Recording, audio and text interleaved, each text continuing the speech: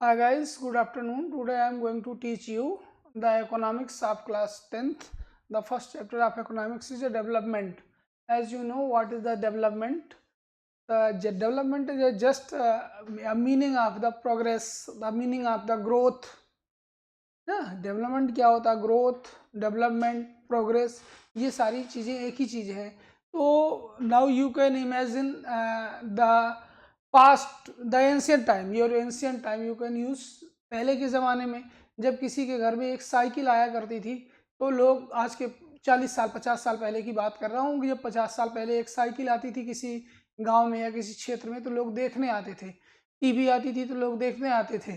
ठीक है, तो इस तरह से जो डेवलपमेंट की दौड़ है, वो डेवलपमेंट यहाँ पे दिखाया जा रहा है कि कैसे कैसे डेवलपमेंट हुआ है. तो what the development promises for the different people different goals, ये पहला क्वेश्चन अराइज होता है. यही सेम क्वेश्चन ही होता है, वो what are the development promises for the different people of the different goal. अलग अलग लोगों के डिफरेंट पीपल्स के जो है गोल्स क्या होते हैं, डेवलपमेंट गोल्स क्या होते हैं. डेवलपमेंट गोल्स का मतलब the things that they are needed is their development goal. Just like I am a teacher, I am a teaching here. For why I am a teaching here? I have two purpose. One, I am giving my service to the society. This is my goal. And the second one is a very important, that is a income of myself. मेरी जो income है, इससे जो है मुझे income भी होती है. तो ये जो दोनों चीजें हो गई, ये मेरे गोल हैं.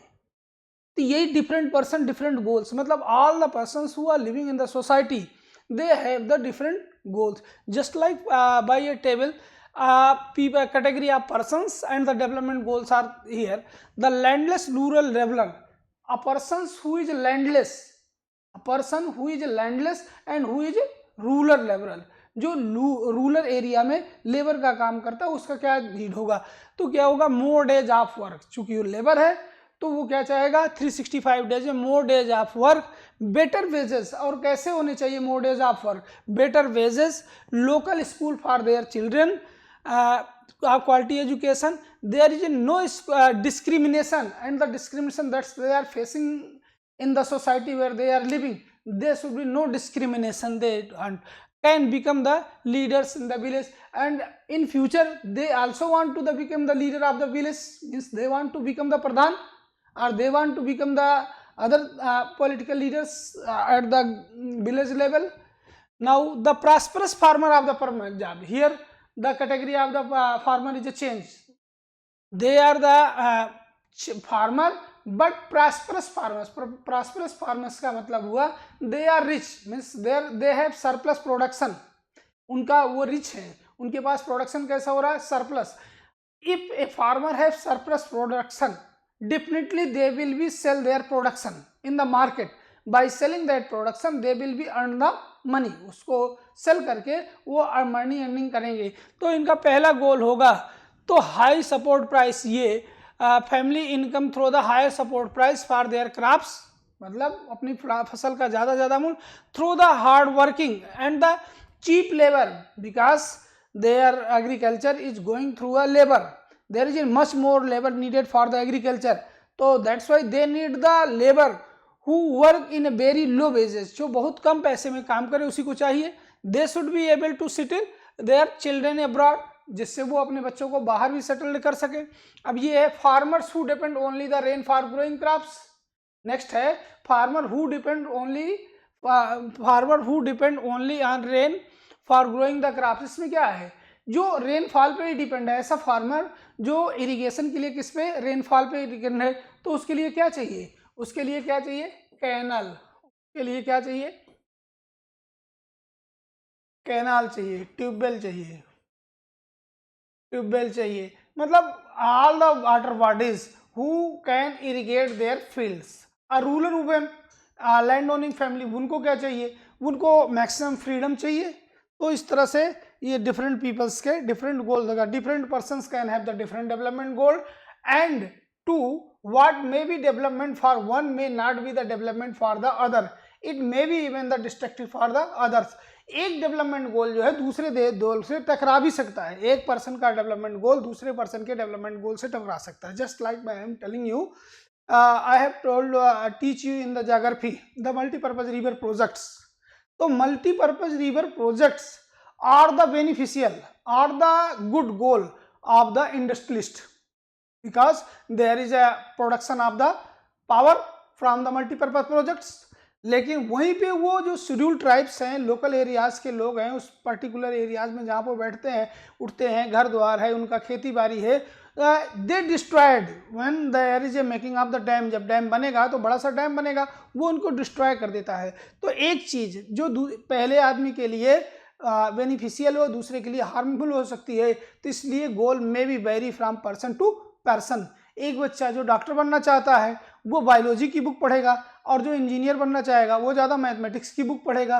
और teacher, if teacher intern in the class, if teacher intern in the class and he want to teaching only biology, the students who are sitting for the mathematics, they will be wet, they will be feel angry, they will be aggressive, वो aggressive होगा, गुस्सा आएगी उसे कि मैं coaching आया, मैं tuition आया और यहाँ पे खाली बायोलॉजी पढ़ाई जा रही है।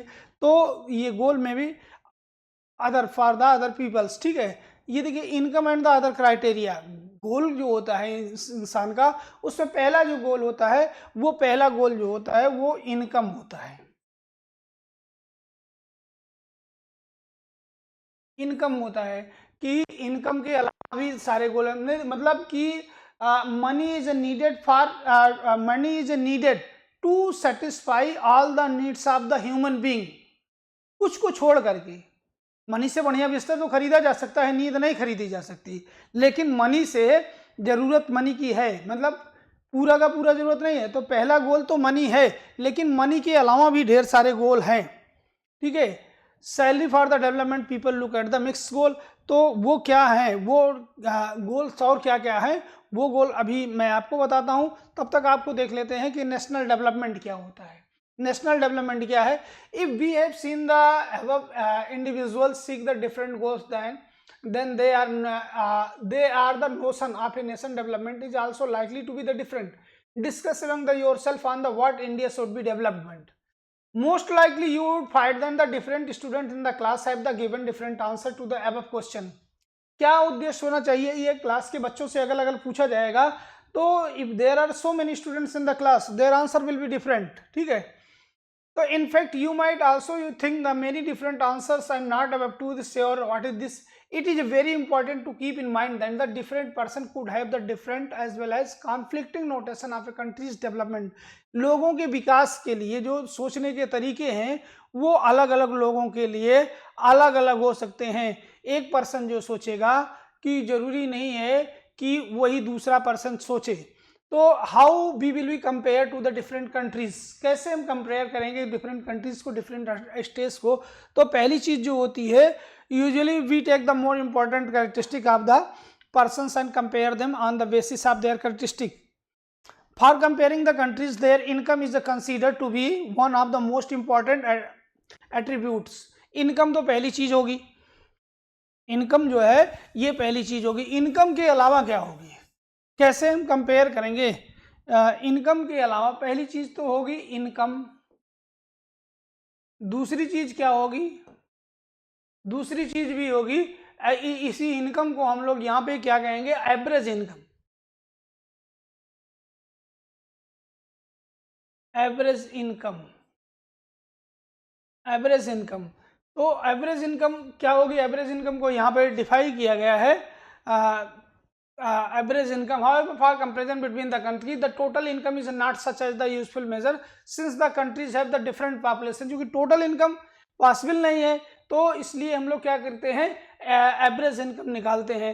Comparing the total income will not be tell us that the average person is likely to earn.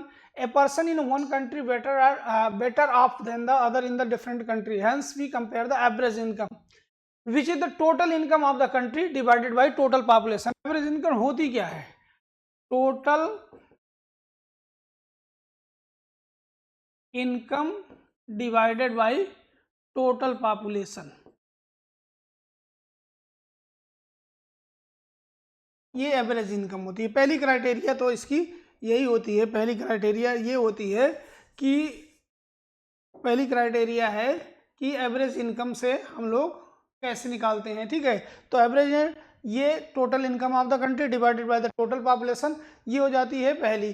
तो एवरेज इनकम के हिसाब से अगर हम देखेंगे, the country with the per capita income $49,300 per annum above in 2019 are called the high income. ऐसी country जिनकी income जो है $49,300 या इससे ऊपर हो 2019 में, तो उनको हाई लेवल कहते हैं। और जिनकी इनकम $2,500 या इससे कम हो तो लो इनकम कंट्रीज कहा जाता है 90। और जो जस्ट 6,700 पर एनम हो, ये लो मिडिल कंट्री का है 6,500 पर एनम। तो हम लोगों ने देख लिया पर इनकम के हिसाब से क्या है कि 49,300 $, ये हायर हो गई। उसके अलावा जो है ये है 2,500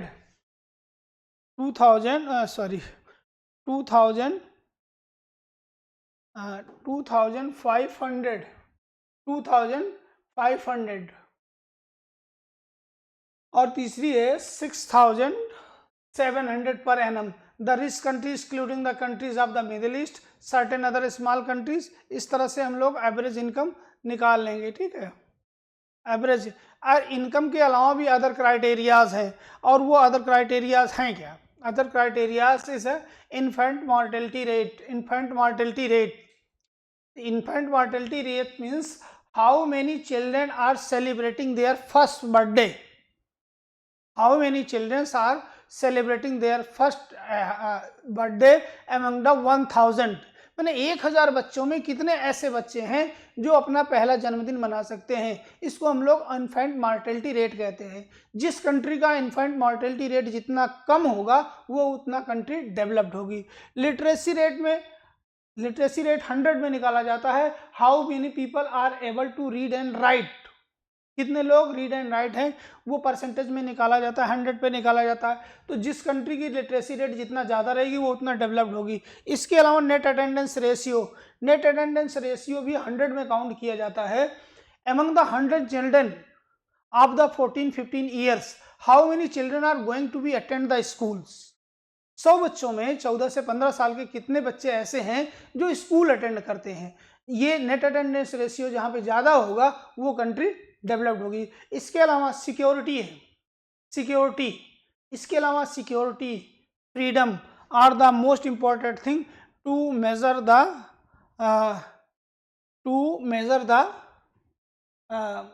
कंट्री, ठीक है। इसके अलावा पब्लिक फैसिलिटीज़ है। तो पब्लिक फैसिलिटीज में where there will be maximum national income they will be use maximum public facilities. जिसके पास पैसा होगा BMW कार खरीदेगा, जिसके पास पैसा नहीं रहेगा साइकिल खरीदेगा, जिसके पास पैसा होगा वो प्राइवेट हॉस्पिटल्स में कराएगा, अच्छे स्कूल्स में अपने बच्चों को पढ़ाएगा, अच्छी पब्लिक फैसिलिटीज का यूज करेगा। जिसके पास कम पैसे होगा वो कम में करेगा।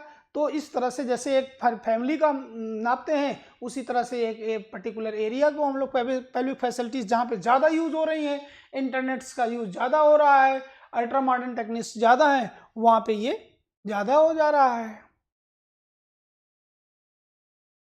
Now BMI human development index में ये देखिए यहाँ पे गिवन है कि HDI रैंकिंग किसकी है। श्रीलंका की HDI रैंकिंग 72, इंडिया की 132, म्यांमार की 149।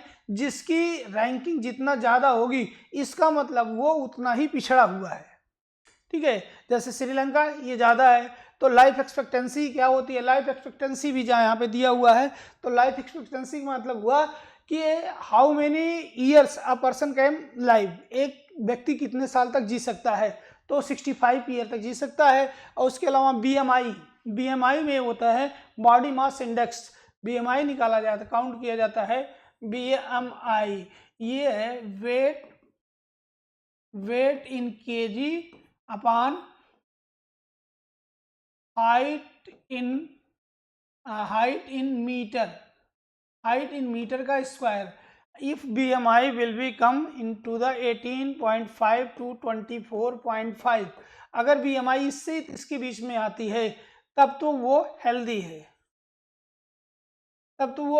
है, अगर BMI इससे कम आती है, लेस आती है इससे, तो वो अंडर नरिश्ड मानी कुपोषण से शिकार, कुपोषण का शिकार 18.5-19 से कम BMI आती है तो ये कुपोषण का शिकार हो जाएगा, और इससे ज़्यादा अगर आती है, इससे मोर आती है तो वो ओवर वेट हो जाएगा। इसलिए BMI जो है वो काउंट कर दी जाती है। BMI ह्यूमन डेवलपमेंट इंडेक्स में ये निकालते हैं डिफरेंट क्राइटेरिया यूज करके। और सस्टेनेबिलिटी ऑफ डेवलपमेंट, वही सस्टेनेबिलिटी ऑफ डेवलपमेंट जो आपको पढ़ाया गया है, क्या है कि we will use our resources, which type of resources for the development, we will use our resources without harming the environment, we will use our resources for future generation, by seeing the future generation। हम लोग अपने जितने resources हैं, development के criterias हैं, इनको इस तरह से इस्तेमाल किया जाएगा कि हमारी फ्यूचर जनरेशन के लिए काम दे। Thanks guys.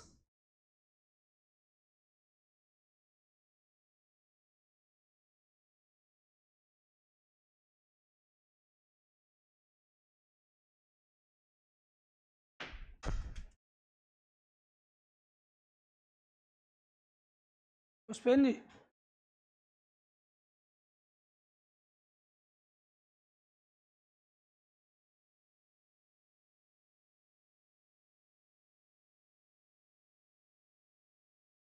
एक हो गया, एक और करेंगे।